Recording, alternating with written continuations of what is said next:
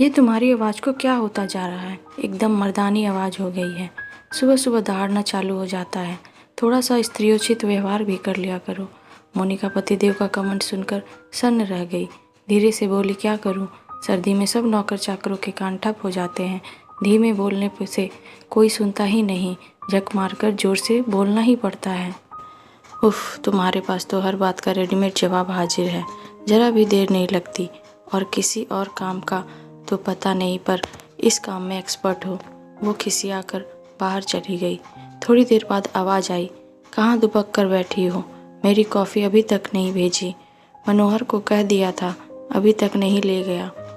सब मोटे टोपे और मफलर लपेटे हैं, सुनते ही नहीं है। तुम जाकर देखो।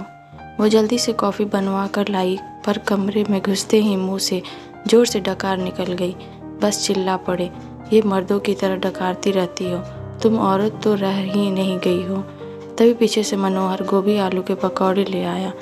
बस भड़क गए, ये रोज़ रोज़ पकौड़े तलवा लेती हो। अब बन ही गया है तो बर्बाद तो नहीं करेंगे, लाओ खा लेते हैं। पर मेरे लिए तो सीधा साधा भोजन बनवाया करो, ये पकौड़े सकौड़े तुम ही खाया करो। वो बहुत आहत होकर चिल्ला ही पड़ी, बाप रे, आप तो हाथ धोकर मेरे पीछे पड़ जाते हैं। आज अम्मा जी के पास चलकर फैसला करवा ले। दोनों उनके कमरे की ओर गए। वहाँ खिलखिलाने की आवाज़ से दोनों बाहर रुक गए।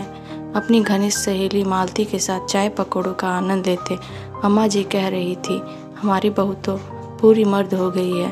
घर बाहर का सारा बोझ अपने नाजुक कंधों पर उठाए रहती है। ईश्वर ऐसी बहू सबको दे। श्रीमान जी का चेहरा आज गर्व से दमकने लगा था। अगर आपको यह मेरी कहानी अच्छी लगी तो प्लीज़ वीडियो को लाइक और चैनल को सब्सक्राइब करें। धन्यवाद।